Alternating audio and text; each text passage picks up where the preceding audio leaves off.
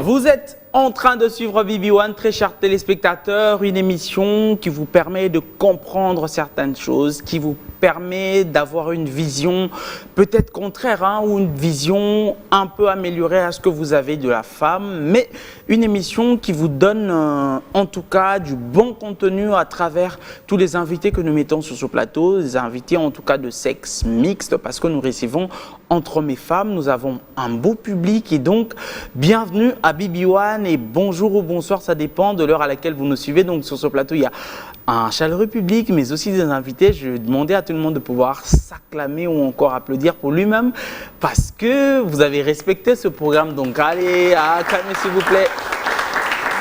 Et donc, partout où vous nous suivez, sachez très bel et bien que vous êtes en train de suivre BB1, la femme par excellence, une émission en tout cas, qui vous permet de comprendre tout ce qui va avec ce que la femme comprend, ce que la femme vit, ce que la femme doit faire.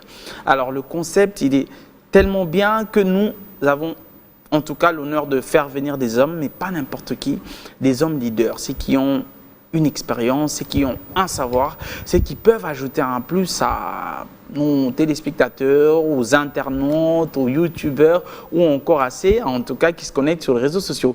Et donc, j'ai une équipe de co-présentatrices. Pour ceux qui sont connectés souvent à BB1 le savent, je ne suis pas seul. Avant de passer à nos invités, je vais commencer avec mes co-présentatrices. Donc, je vais commencer avec celle que moi j'appelle Omotola. Bonsoir. Bonsoir Yoshi. Vous allez bien? Ça va, merci. Et toi? Ça va, ça va, ça va. Donc, c'est Esther, autrement dit Estrella, quoi. Vraiment, pire, ben, Estrella et ça, là, bien, quoi. Hein? On peut dire ça, oui. Tu salues nos téléspectateurs qui nous... Oui, bonsoir très chers téléspectateurs et bienvenue au programme de ce soir. J'espère que vous êtes nombreux à nous suivre et voilà, nous espérons passer ensemble des très bons moments. Alors, au-delà de ça, il y a Déborah A. Bonsoir Déborah A. Non, Déborah B, hein, c'est Bissaka, donc on passe directement à B. On l'applaudit avant qu'elle parle quand même. Hein? Allez-y. Bonsoir. Vous allez bien? Ça va, ça va. Un petit coucou à nos téléspectateurs.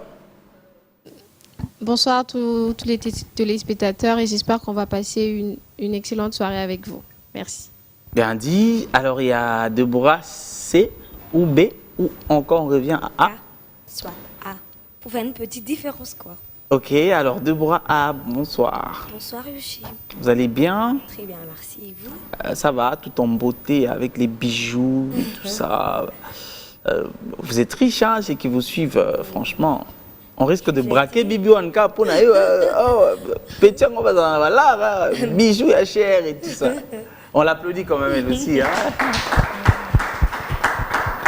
Et donc, vous allez bien? Oui, ça va très bien. Un coucou aux téléspectateurs. Bonsoir à tous. J'espère que ce moment sera favorable pour tout le monde. En tout cas, je vous demande d'être branchés. Et donc, après la présentation de mes co-présentatrices, nous allons passer à la présentation des invités. Donc, nous avons des invités ce soir. Alors, nous avons monsieur? Nous avons monsieur Kabouya Dina, qui est le patron de l'entreprise L'Ami Partenaire Entrepreneuriat. Ok, bonsoir monsieur Dina. Bonsoir monsieur Yoshi. Vous allez bien? Très bien, vous-même? Ça va, ça va. Belle cravate, hein? Bon, j'essaie de faire avec ce que j'ai. Hein. Franchement, on dirait un mannequin. Mannequin dans ma boutique, quoi, en cravate et bimi boy, vraiment. Ça va, on applaudit quand même notre invité. C'est un plaisir de vous avoir. C'est un plaisir partagé d'être là aussi. Bienvenue. Alors, on revient encore une fois chez Madame Esther. Alors, deuxièmement, notre invité de ce soir, c'est monsieur John Ludal. Nous signalons qu'il est médecin généraliste attaché au contrôle médical à la clinique quinoise. Bonsoir monsieur John. Bonsoir Yoshi. Vous allez bien? Ça va, merci. C'est pas la première fois? Pas du tout. Et la première fois, c'était pendant le confinement. Malheureusement, le plateau était moindre et tout ça. Vous n'étiez pas nombreux sur le plateau. Aujourd'hui, il y a un peu plus de monde, il y a un beau public. Qu'est-ce que ça vous fait encore d'être parmi nous? Ben, ça me donne encore une joie de partager ces moments, ces nets moments ensemble avec tous ces belles femmes, ces bels hommes. Voilà. la jeunesse. En fait, merci. Et donc, pour ceux qui savent, chaque BB1 égale à un sujet. Donc, aujourd'hui, nous avons un sujet très important, un peu comme tous nos sujets d'ailleurs.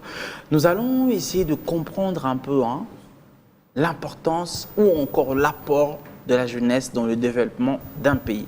Nous sommes précisément en Afrique, dans un pays où il y a beaucoup de difficultés, beaucoup de challenges pour être leader, pour s'en sortir, pour créer une entreprise, pour d'ailleurs quitter chez ses parents, pour avoir un travail. Et nous allons essayer de comprendre comment la jeunesse essaye de vivre tous ces là à travers des personnes qui sont sur ce plateau. Et donc, comme vous savez, j'ai des co-présentatrices, donc nous allons aller un peu dans tous les sens. En même temps, elles vont répondre à des questions selon leur expérience. En même temps, nos invités vont aussi avoir le temps de répondre à ces sujets. Donc, nous allons commencer avec Monsieur Dina, qui est d'ailleurs un entrepreneur. Et donc, monsieur, on aimerait savoir un peu d'où vous vient l'idée, encore en étant étudiant, mais d'entreprendre. Bon, ben Yoshi, il faut dire que c'est depuis l'enfance. C'est depuis l'enfance, c'est que je ne concevais pas ma vie au départ à travailler pour quelqu'un. Mais aussi, c'est les soucis de développer le pays. Ok. Ce qui, d'ailleurs, cadre avec le thème d'aujourd'hui. C'est que je voulais aussi participer au développement du pays tout en évitant d'être forcément politique. J'essayais un peu de voir dans quel domaine où je pouvais apporter ma pierre pour répondre aux aspirations, rendre beau le pays, quoi. Bien dit, directement à notre docteur qui est là. Alors, vous êtes médecin, vous travaillez sûrement pour l'État, c'est ça? Bien sûr.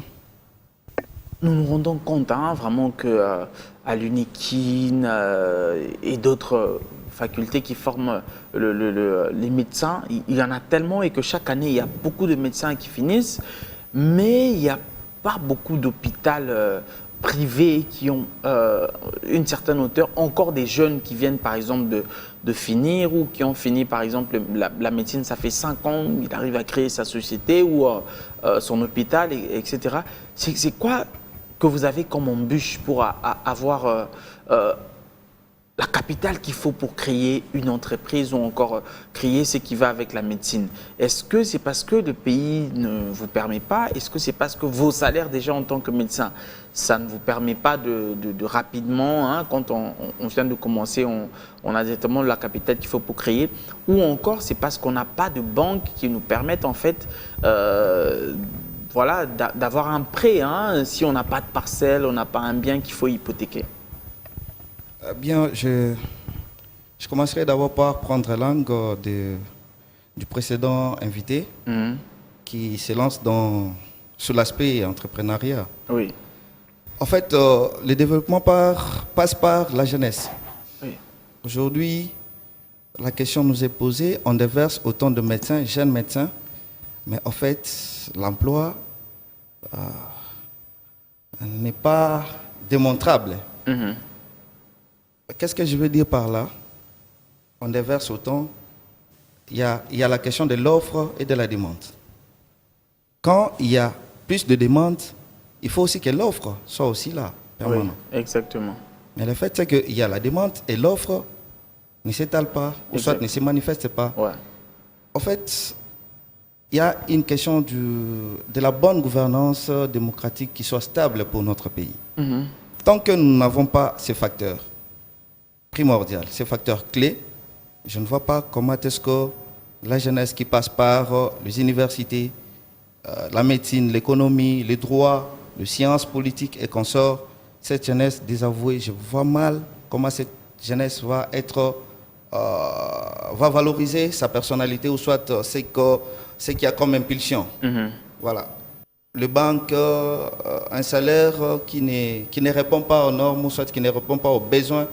Moi, en tant que médecin, nous sommes là.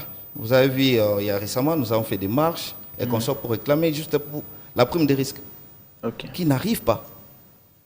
Il faut faire trop de bruit même pour les gens qui donnent vie, les gens qui, après Dieu, excusez-moi, après Dieu ou soit après Jésus, c'est le médecin d'abord. Oui. Même Mais- les pasteurs vont à l'hôpital quand Voilà, ils sont même les malades. pasteurs Donc, viennent chez Hermo nous Gonzalez consulter. était, Mais voilà, que ça passe par là et nous avons un salaire, je sais pas comment qualifier ça. Voilà, notre pays doit avoir une gouvernance démocratique, stable, qui soit le facteur clé pour le développement qui doit passer par la jeunesse. Bien dit, on Merci. va revenir un peu de ce côté. Hein. Ça sera une question que vous pouvez peut-être vous compléter. Moi, j'aimerais savoir, vous êtes jeune, encore étudiante, qu'est-ce qui vous a en fait... c'est vrai que peut-être... bref, qu'est-ce qui vous a poussé à adhérer au projet BB1 et d'être en train de vouloir aujourd'hui organiser ce que nous allons organiser? Ça sera nos 3 ans. Qui sera un événement trop important, peut-être au Pullman. C'est le 16, le 14, le 13 Le 13 Le 13 novembre Novembre, voilà. Qu'est-ce qui vous a poussé d'adhérer à ce projet? Qu'est-ce que vous voulez changer? Qu'est-ce que vous voulez apporter? Pourquoi, aussi jeune, vous voulez faire quelque chose au-delà de vos études? Bien, merci beaucoup pour la question. Déjà, en passant, nous signalons que c'est 13 novembre 2020, BB1 organisera un très grand événement pour célébrer la performance de la femme. Déjà, ce qui nous a motivés en fait à adhérer à ces projets, c'est que depuis l'existence des BB1, qui aujourd'hui a déjà 3 ans, nous n'avons pas eu le temps de célébrer comme il se doit, puisque c'est une émission qui apporte beaucoup déjà dans le monde. Alors, nous avons préféré adhérer à ces projets, puisque déjà, ces projets ont un thème qui parle justement de la célébration de la performance de la femme. Nous nous sommes sentis déjà en tant que femmes intéressées, parce que nous voulons faire savoir, nous voulons faire comprendre au monde qu'une femme n'a pas au fait sa place que dans le ménage, dans le foyer, qu'une femme peut apporter beaucoup à la société, qu'une femme a aussi de talent comme tout homme, comme les hommes en fait, pardon, qu'une femme peut en fait faire beaucoup plus de grandes choses que les hommes. Alors déjà, vu que nous partons sur le thème de célébrer la performance, voilà, nous nous sommes dit pourquoi pas essayer d'apporter un coup de pouce pour le projet. Quelque chose à rajouter? Oui, il y a vraiment quelque chose à rajouter parce que BB1 est une émission qui célèbre la femme. En fait, nous nous sentons engagés, concernés parce que c'est nous en fait. Et si nous pouvons rajouter une pierre, donner une idée, ça rendra cet événement grand. Donc c'est un peu ça. Andy, encore un petit truc à rajouter, vous aussi? Oui, comme on l'a dit, comme le thème le dit, c'est BB1, Ouais. on parle de la femme. Je pense que cet événement ne peut que tenir si les femmes la tiennent. Donc, on ne peut pas parler d'événement s'il n'y a pas des femmes qui essaient de faire quelque chose afin de montrer aux autres femmes qu'elles peuvent faire quelque chose, même peut-être pas en passant à la télé comme ça, mais avec les petits métiers qu'elles peuvent faire. Juste stimuler ça chez la femme. Parce que généralement, la femme, elle se sous-estime. Elle pense qu'elle est faite que pour le ménage, alors qu'elle peut faire autre chose. Par exemple, des métiers où l'on sous-entend que c'est seulement fait par les hommes.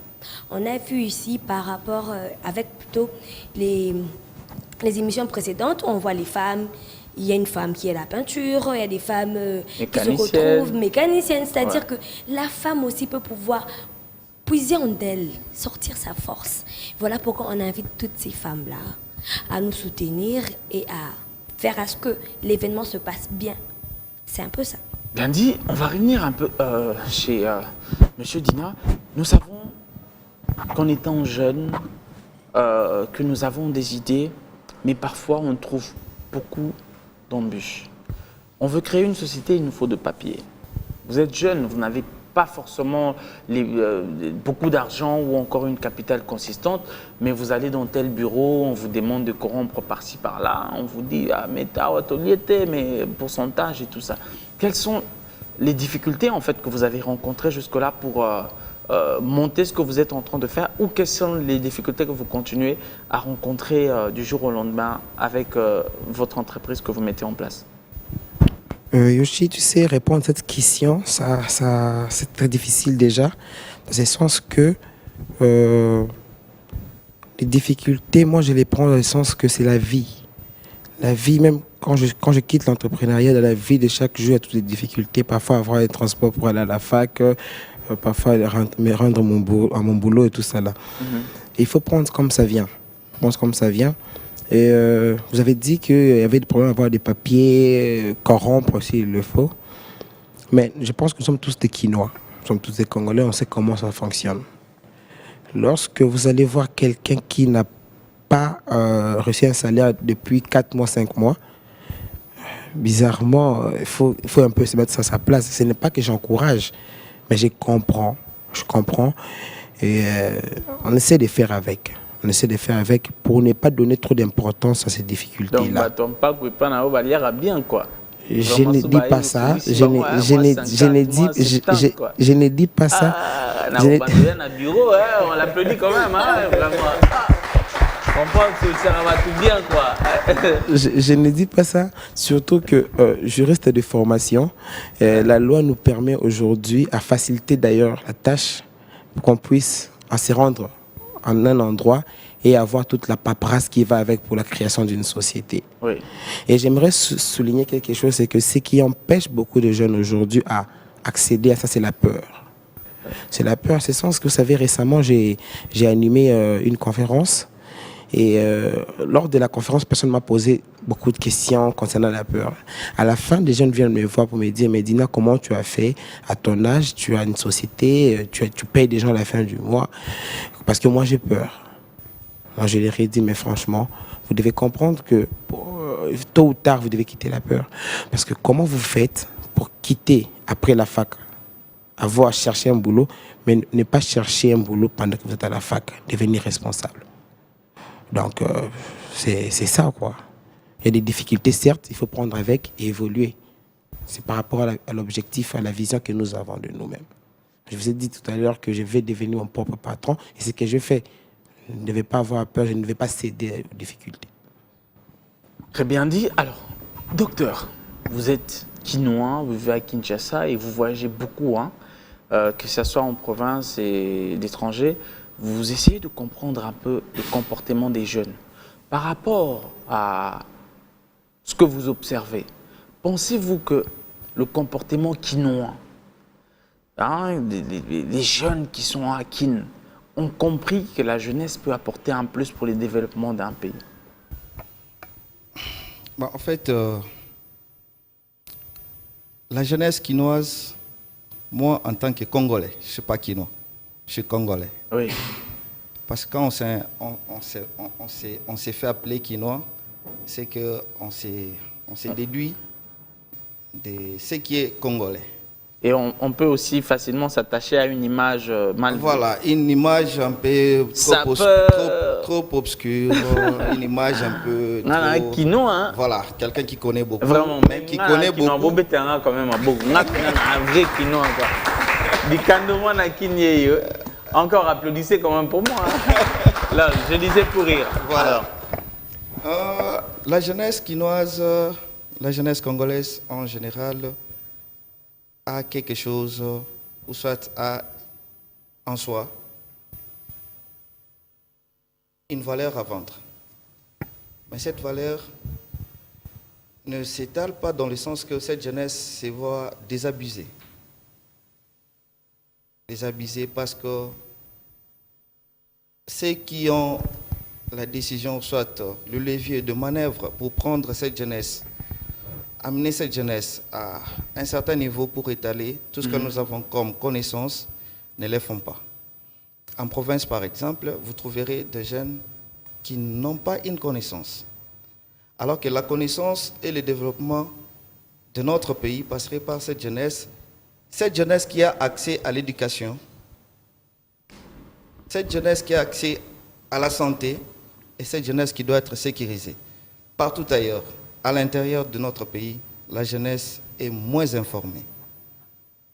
Par exemple, sur les systèmes sanitaires, la jeunesse ne se voit pas recevoir cette information, par exemple sur le VIH, sur ce qui est de la santé de la reproduction. Et tout ça, ça cause un problème pour notre pays. Alors que nous avons des potentialités dans cette jeunesse, nous avons quelque chose que nous devons impulser, susciter en eux pour que notre pays trouve sa dimension sur le plan du développement. Bref, la jeunesse quinoise connaît beaucoup, mais qui connaît beaucoup, mais qui ne réalise pas, fait un défaut.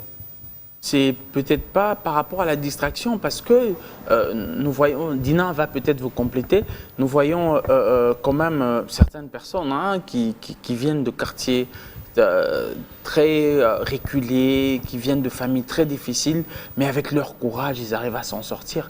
Il y a des personnes qui n'ont pas étudié, mais qui deviennent des stars planétaires. Il y a des personnes qui n'ont pas forcément cette connaissance dont vous parlez, mais qui ont le courage, qui deviennent, qui apprennent de métiers, des grands mécaniciens ou beaucoup de domaines. Est-ce que vous savez vraiment est-ce que vous pensez vraiment que tout doit répercuter sur la politique ou encore le pays qui n'est pas ordonné, ou encore vous reconnaissez qu'il y a quand même une part des personnes qui sont inconscientes, qui se réveillent le matin pour aller dans les terrasses, petit nao, toliete, tout ça, vous condamnez peut-être pas?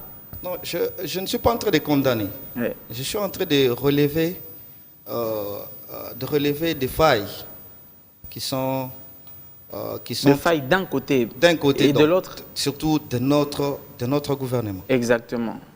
Il y a beaucoup plus de failles dans notre gouvernement que dans la personne de la jeunesse. Ok. Cette jeunesse cherche un encadrement. Cette jeunesse que nous sommes veut se voir être valorisée. Ou soit veut voir le gouvernement refléter sa valeur. Sa valeur, c'est la sécurité, l'encadrement et la formation. Des bons salaires, par exemple. Mais quand une jeunesse est formée, cette jeunesse a accès à un emploi. Et pour trouver de l'emploi, il faut que le gouvernement assume et assure. Tant que le gouvernement ne se réalise pas de ce fait, nous aurons toujours cette jeunesse qui aujourd'hui est appelée Koulouna, est appelée Mendiant, est appelée Moutamatolo. Donc, par exemple, tu passes sur la route d'Elvo, tu trouves la jeunesse, une jeunesse, mais déjà à le voir, il n'a plus le visage d'un jeune, c'est le visage d'un vieux, mais qui te demande de l'argent, il t'appelle toi petit, il t'appelle mon vieux, je peux avoir, mon vieux, je peux avoir. Tout ça, c'est le manque d'encadrement de notre gouvernement. Je dirais sur la question précédente, les infrastructures sanitaires, les hôpitaux, au fait, notre gouvernement n'a pas étalé autant.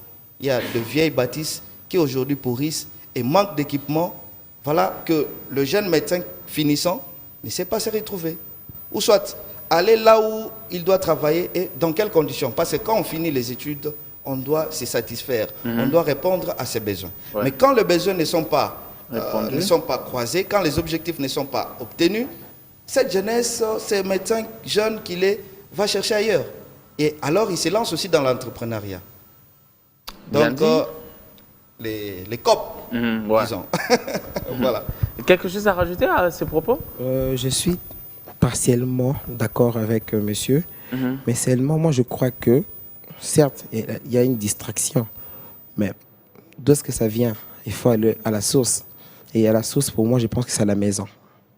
On peut beau condamner les gouvernements, on peut condamner nos politiques, mais seulement c'est à la maison que ça commence. Le sens de responsabilité, c'est ton père et ta mère qui t'apprennent ça. Ce n'est pas déjà à l'école. Ça commence d'abord à être à la maison. Oui. Donc, je suis aussi jeune aujourd'hui. De temps en temps, je suis avec des copains. On se tape une bouteille. Mais pourquoi moi, je dois sortir du lot et pas eux? Je crois que c'est la détermination. Ils n'ont pas de détermination. Ou alors, ils n'ont pas été poussés à réfléchir d'une certaine façon, à voir les choses autrement. Alors, il ne faut pas seulement condamner. Certes, il y a déjà un problème, mais seulement, je crois que ça commence à la maison. Parce que nos parents ont d'abord compris que l'enfant, il faut l'éduquer d'une certaine façon. Et c'est limite juste à t'envoyer à l'école, mais ce n'est pas à l'école qu'on apprend tout. C'est à la maison. Il y a une part de responsabilité qu'il faut que nos parents comprennent. J'argumenterai encore plus en disant que si les États-Unis aujourd'hui, États-Unis, ce n'est pas parce qu'il y avait, certes, il y avait un gouvernement qui était quand même fort, mais c'est les jeunes qui ont construit les États-Unis. Ouais. Là, je pense notamment à Andrew Carnegie, je pense à Rockefeller, je pense à Henry Ford. C'était pas de vieux, c'était des jeunes garçons qui ont juste vu les choses autrement. Oui. Tout est question de vision. J'ai tendance à dire à mes amis qu'en réalité, en l'homme, c'est l'esprit. C'est pas vraiment le corps, puisque si l'esprit est grand, le corps ne fait que suivre. C'est un peu ça. Très bien dit. Alors, je reviens chez vous, très chers téléspectateurs, pour vous dire que l'émission passée, nous avons parlé de quelque chose de très important. Nous vous avons annoncé que BB1 allait organiser une descente à Pacadiouma. Pacadiouma, qui est un quartier très mal réputé où, franchement, c'est une prison à ciel ouvert. Et nous avons fait une descente cette semaine avant d'aller, franchement, faire cette conférence. Et je vous avoue que ça a été une déception totale. Une déception à un niveau incroyable, à tel point que je manque de mots, parce qu'à Pacadiouma, il n'y a pas une seule église. Pourtant, on pensait réunir ces femmes dans les églises. Il n'y a pas un seul hangar, il n'y a pas d'espace, tellement c'est coincé, étouffé. Nous étions à Kinshasa, près de la ville de Kinshasa, à Gombe, mais on se croyait dans un endroit où, je tais les mots, je ne vais pas critiquer. Alors, ça fait mal. Ça fait mal parce que ces femmes ont besoin d'un avenir. Ces femmes mettent au monde et ces enfants, ces femmes, ces jeunes femmes de 12-13 ans ont besoin d'un avenir. On peut faire quelque chose pour ces femmes. Et je pense qu'avec mes co-présentatrices avec lesquelles nous sommes descendus sur terrain, on va essayer un peu d'en parler un tout petit peu avant de revenir à notre sujet, parce que nous avons finalement, nous, BB1, décidé, il n'y a pas de place faire une conférence à Pacadiouma. Nous avons décidé que notre prochaine émission, nous allons ramener les femmes de Pacadiouma à B1. Nous allons ramener un grand nombre de femmes de Pacadiouma ici. Nous allons faire une grosse émission, on va parler de leurs problèmes et ce qu'elles attendent. Au-delà de ça, nous allons faire un plaidoyer, nous allons écrire au président de la République, au Premier ministre, au président du Sénat, nous allons écrire un peu parce que ça fait mal. Nous avons vraiment réalisé que nous pouvons avoir le bonheur, mais le bonheur, il est bien quand il est contagieux. Pourquoi ne pas avoir cet esprit-là de partager avec ces femmes? Du coup, il y a quelque chose de grand. Au-delà que ça soit une émission, ça sera un événement. Il y aura un programme, nous allons les avoir. Après cette émission, ça sera une émission de Pacadiouma. Je lance déjà un appel avant de venir sur mes co-présentatrices, que tout le monde qui aimerait venir passer ce bon moment, manger avec nous, boire et danser avec ces femmes, peuvent venir juste en nous contactant à ce numéro qui est devant votre poste téléviseur, ou ça dépend d'où vous nous suivez. Alors, nous étions ensemble sur Pacadiouma. Oui. Quel sentiment est encore en vous quand vous y pensez? Pour dire vrai, c'était assez triste de voir qu'il y a certaines personnes qui vivent dans ces conditions. Je me dis, en voyant un endroit comme Pacadiouma, au fond, je me dis qu'en se mettant à leur place, je me dis comment est-ce qu'ils peuvent viser loin si ils ont d'abord ça comme environnement. Mm-hmm. Et je pense que c'est aussi ça qui fait qu'ils ne puissent pas trop se démêler pour aller de l'avant. Ils se sentent trop étouffés. Et il n'y a personne qui veut, bon, pas personne, mais il y a moins de manifestants pour leur pousser à sortir de ce trou. Exactement. Voilà pourquoi nous faisons appel à tous ceux qui veulent leur aider.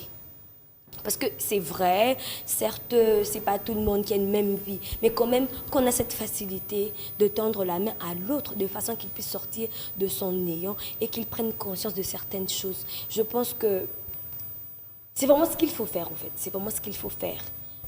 Et je demanderai à tous ceux qui veulent de pouvoir venir nous assister, qu'on leur écoute ensemble, qu'on essaie d'écouter leurs problèmes, qu'on essaie de trouver une solution. Parce que, sincèrement parlant, c'est pas très plaisant. C'est un peu ça. Alors, de ce côté, Déborah, est-ce que, avant, on entend toujours parler de Pacadiouma, est-ce que vous aurez cru que c'est, par exemple, un quartier où il n'y a pas d'avenue, en fait, il n'y a pas d'avenue. C'est des maisons qui sont construites voilà, attaché, il faut sortir par ici, il faut aller comme ça. Et les enfants, ces femmes, qu'est-ce que ça vous a fait de voir tout ça? Sincèrement, je ne m'y attendais pas. Je m'attendais pas à voir un endroit pareil. Je me disais que c'est un quartier, certes, il y a de la pauvreté, mais c'est dans un état de délabrement total. Et on ne leur donne pas la chance de s'en sortir. C'est difficile que quelque chose de bien sorte de cet endroit. Parce qu'ils ne pensent même pas à l'école, ils ne pensent même pas à un métier. Les femmes, c'est plus la prostitution et les hommes, les koulouna, comme on le dit. Donc, nous BBOA, nous avons pensé à eux, essayer d'organiser une conférence pour essayer de les écouter. Il y a certes d'autres personnes qui nous disent qu'elles ne pensent même pas s'en sortir. Moi, je dis personnellement que c'est parce que personne ne les a donné la chance de sortir de ces trous-là. Donc, c'est un peu ça. Très bien dit. Je viens sur vous pour répondre à ce qu'elle a dit. Nous avons rencontré les autorités des Pacaduma qui nous ont déconseillé de faire ce que nous voulons parce qu'ils estiment que ces femmes ne sont pas prêtes à écouter ce que nous allons faire.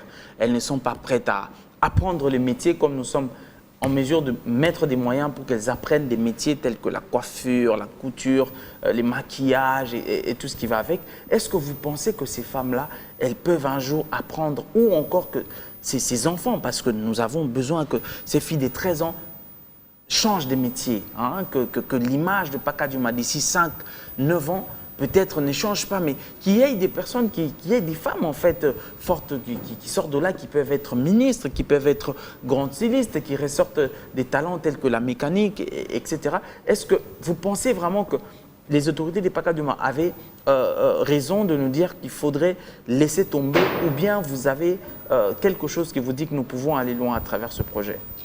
Déjà pour commencer, je dirais que ces autorités n'avaient pas tort en fait, puisque c'est comme ça, on est déjà en train de les juger comme ça. En voyant Pacaduma, en voyant toutes ces femmes, on s'est dit qu'elles ne vont rien faire, donc elles ne vont rien apporter dans la vie. C'est déjà comme une sorte de jugement sur eux. Mais d'une autre part, ils n'avaient pas raison. Ils n'avaient pas raison de dire que ces femmes ne peuvent rien faire parce que ce sont déjà des femmes. Je crois qu'il y a un adage qui dit que éduquer une femme, c'est éduquer toute une nation. Donc, les femmes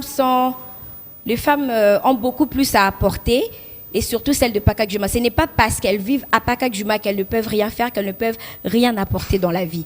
Donc, si ces autorités pensent que nous ne pouvons pas en fait faire appel à elles pour voir peut-être le monde, l'avenir s'épanouir, nous pensons que si pour eux ce n'est pas possible, ben pour nous les staffs de BB1, pour nous qui sommes femmes, nous avons confiance en elles et nous pensons qu'elles peuvent apporter beaucoup plus. C'est pour ça que nous avons même en fait prévu d'avoir une rencontre avec elles, mais ici sur le plateau de BB1, leur recevoir, leur entendre parce qu'elles ont des choses à nous dire. Elles ont des choses à proposer et nous pensons que non, nous avons foi en ces femmes et nous pensons qu'elles peuvent faire beaucoup plus. Très bien dit. Alors, je vais revenir un peu sur une question commune avant de passer aux questions de mes coprésentatrices. Donc, juste après cette question, vous pourrez poser des questions à nos invités. Et ma question commune, elle est celle de savoir. Ce n'est pas la première fois que je la pose souvent. Pensez-vous qu'un jeune Congolais que nous sommes, si aujourd'hui vous allez dans une banque de la place et qu'on vous donnait 100 000 $, est-ce que Elo Aliboso a obenga bébé bakina Pullman ou bien baké Rotana a offert facture et moi 350 après à mois suite moroboé et puis le lendemain a ben ici ba master na bandal ton na lemba ngulu etc. Et que dans un mois etikali moi 75 000 habits na kota nga braza quoi. Est-ce que vous pensez vraiment, bref, qu'un jeune Congolais est prêt à avoir un montant d'argent et le gérer parce que c'est un prêt et commencer à rembourser normalement, aller jusqu'au fond? Un peu rapidement, vous deux. Oui, en fait, déjà, comme je disais tout à l'heure... Ne parlez pas de vous, hein, parlez de l'ensemble. Je parle de l'ensemble, je ne parle pas de moi personnellement. C'est la disposition. Déjà, s'il faut parler prêt, même entre nous collègues, on ne prête pas tout le monde. Il faut savoir qui est capable de prêter. Je prends un peu la défense pour les banques, par exemple. Les Blancs, les gens ont tendance à dire dans la ville que non, Kindaki Bape Singaï, Mbongwanete, mais qui êtes-vous pour qu'on vous prête? Oui. C'est qu'aujourd'hui, on fait plus confiance à des personnes morales. Qui dit personnes morales par des sociétés. Exactement. Voilà. Je vois mal, moi, déjà, prêter l'argent à un individu. Qu'est-ce qui me garantit qu'il va rembourser? Alors, ce que je dirais aux jeunes aujourd'hui, c'est que ayez dans vos têtes l'esprit entreprise, esprit société.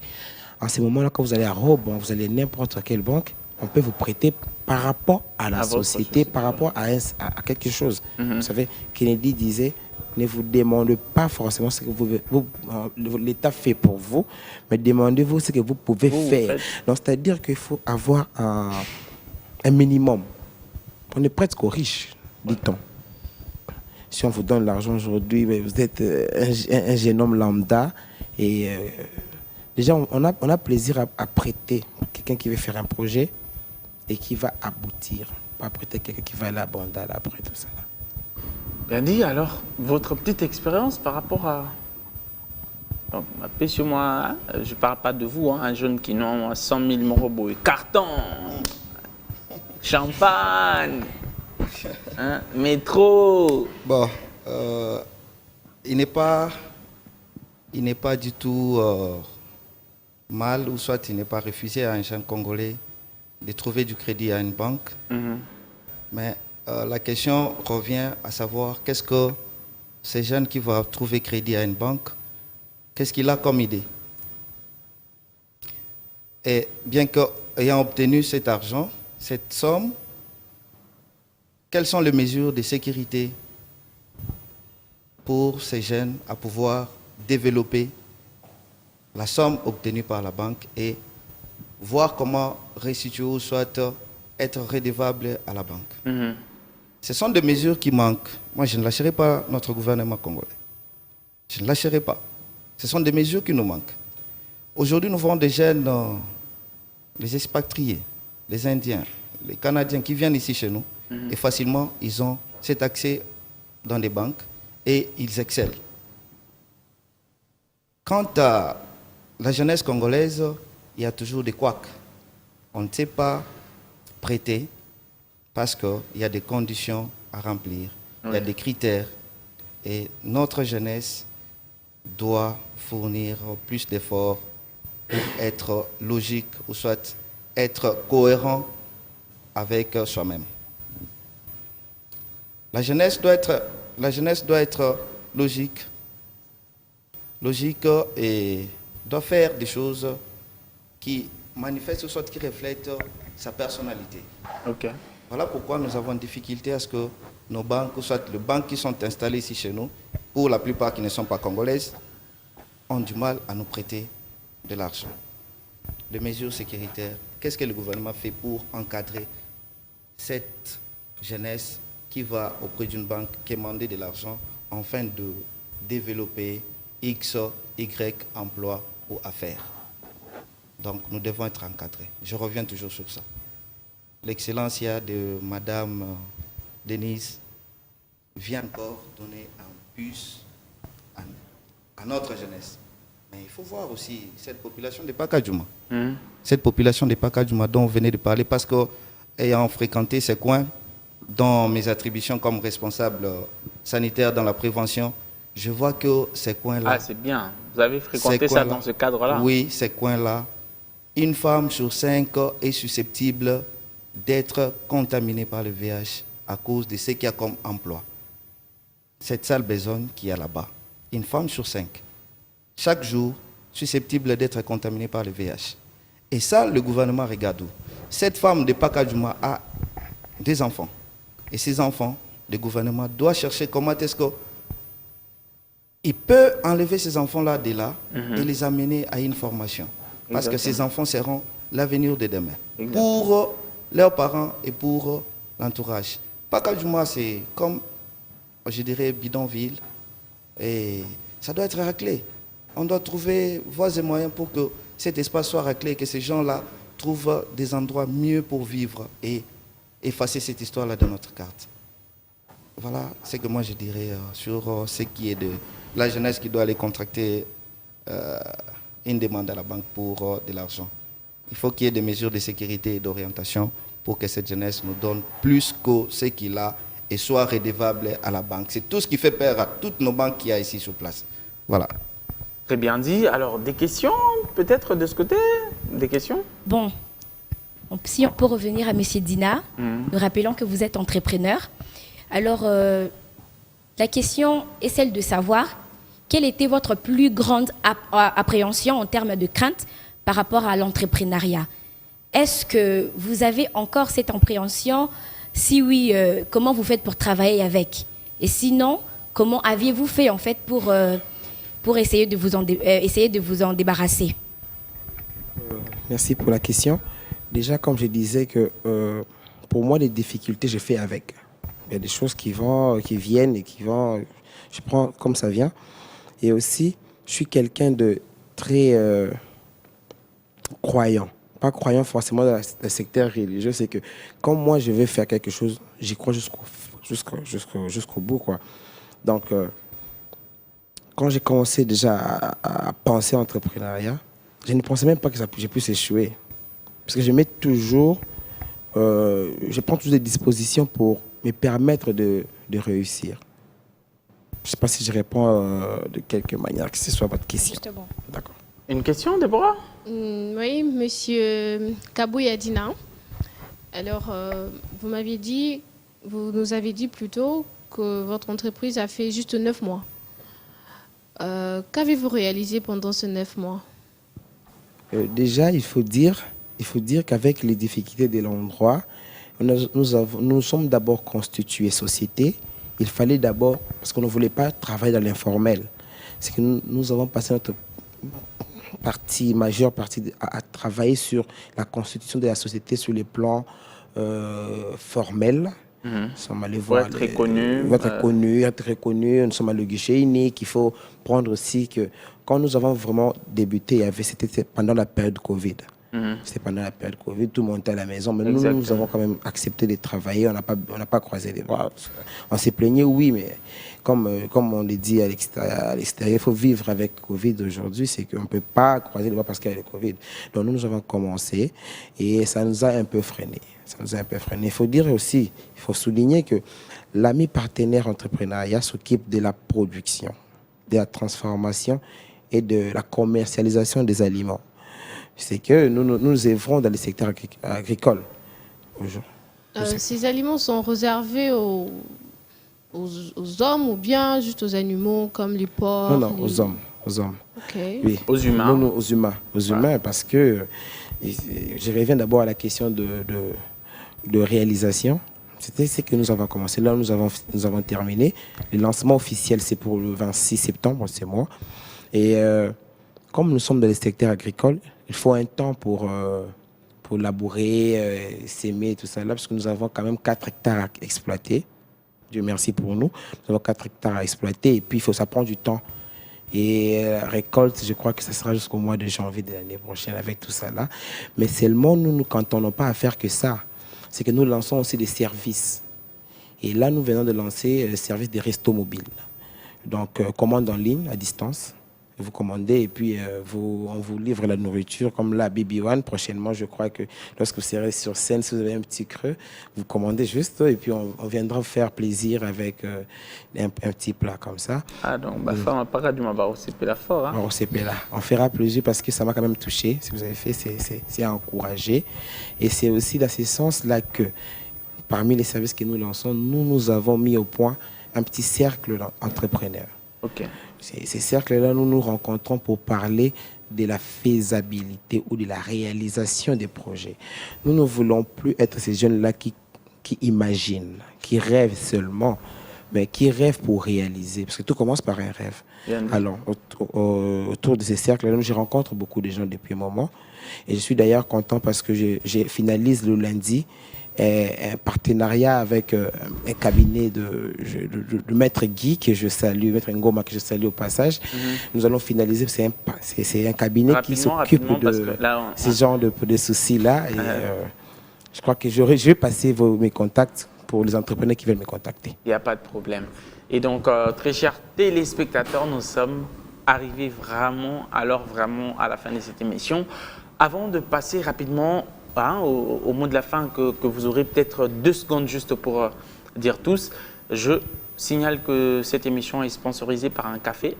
C'est la Quinoise, un café qui a un très bon goût, qui a 3 différents goûts que vous pouvez découvrir dans beaucoup de supermarchés à travers ce spot que vous allez suivre et on se retrouve juste après.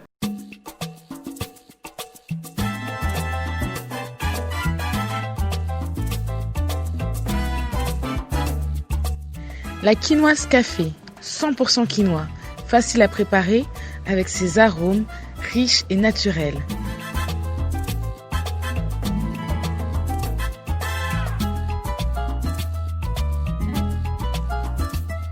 La Quinoise vous apporte la joie et le bonheur tout au long de la journée. La Quinoise, le meilleur café congolais, 100% bio. Et donc, comme je disais, nous sommes arrivés à la fin de cette émission. Donc, Estrella, un petit mot par rapport à ces jeunes entrepreneurs qui ont envie de se lancer, mais qui peut-être doutent, je parle précisément de femmes, qui peut-être doutent par rapport aux embûches du pays, de la maison et tout ça. Rapidement, des mots qui viennent de votre cœur. Vous avez cette Alors, caméra. un petit mot à tous ces jeunes qui veulent se lancer, mais qui ont encore des doutes ou des peurs. Au fait, le problème, c'est premièrement de bannir cette peur, puisque l'on dit que si l'on veut, l'on peut. Donc, si vous voulez vous lancer, soyez optimiste et moi, je pense que tout ira pour les mieux. Bannir la peur, parce que ça, au fil du temps, à bout de trucs, ça n'aboutit à rien. La complète.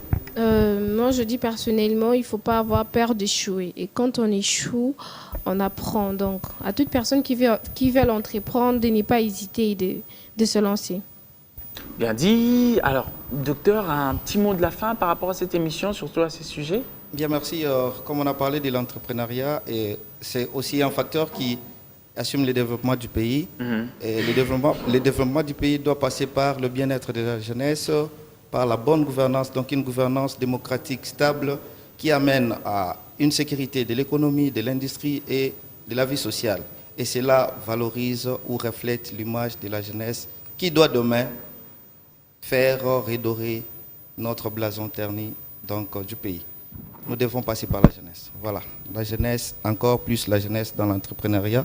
Je salue et je soutiens encore notre invité et je te donne encore plus de courage. Merci. Évolue. Merci. L'agriculture, c'est tout ce qui vaut. C'est ce qui relève aussi de notre force. Voilà. Nous avons un sol riche. Bien. Merci beaucoup. Très bien dit. Alors, vous avez cette caméra, j'aimerais que vous puissiez lancer un petit message aux personnes qui peuvent se sentir touchées pour nous accompagner par rapport à l'émission que nous allons faire avec les femmes de Pacadema. Comme on l'a dit, on invite toute personne qui se sont touchées, qui aimerait faire quelque chose avec nous afin d'accompagner ceux de Pacadjouma. On invite tout le monde, c'est-à-dire que toute personne qui se sent capable peut contribuer financièrement, moralement, tout apport en fait. On fait appel à toute forme d'apport. Donc, on veut vraiment que l'on fasse quelque chose ensemble afin qu'il y ait un changement parce qu'un seul doigt ne lave pas le visage. On a besoin des 5 doigts pour essayer de faire quelque chose. C'est un peu ça. Bien dit. Alors, un mot de la fin, comment on vous contacte, comment on joue à l'entreprise, comment on fait pour avoir vos services très rapidement? Vous avez déjà des pages, réseaux sociaux, etc. Oui, sur toutes les pages, vous avez sur Facebook, Instagram. Sur toutes les pages. Allez, rapidement. Ouais. Donc, sur Facebook, WhatsApp, non, plutôt Facebook, Instagram, YouTube, vous tapez juste l'ami partenaire entrepreneuriat, vous allez nous trouver.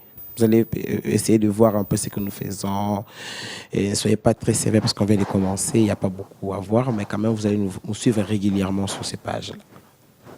Très bien dit. Alors, nous sommes arrivés à la fin de cette émission. BB1 est un projet qui avance, mais qui va peut-être vous étonner. Avec le temps, nous allons passer à un level à un autre level. La saison 3 s'annonce. Juste après nos 3 ans, la saison 3 arrive. Un décor totalement différent, un nouveau plateau, je vous signale, beaucoup plus beau que celui que vous voyez. Je remercie quelqu'un qui nous aide. Il s'appelle M. Al Kitenge, qui est l'un des grands économistes de ce pays, qui est un baobab vivant, qui nous aide pour la réussite. Je salue l'agence qui nous aide pour organiser ces grands événements que nous sommes en train de faire. Je ne vais pas manquer de remercier la grande équipe qui a toujours tenu jusque-là 3 ans à être avec nous. Et donc, nous allons organiser un petit documentaire qui va arriver. Nous sommes en train de travailler pour que vous voyez qui sont souvent devant nos caméras. Bisotobo raté, mais jour on a vraiment faut bon on a bango pena quoi. Et donc, c'est tout ce que j'ai à vous dire. On va faire comme d'habitude. On va pouvoir lever nos mains ensemble et puis dire bye bye. Bye. On s'acclame, non, quand même.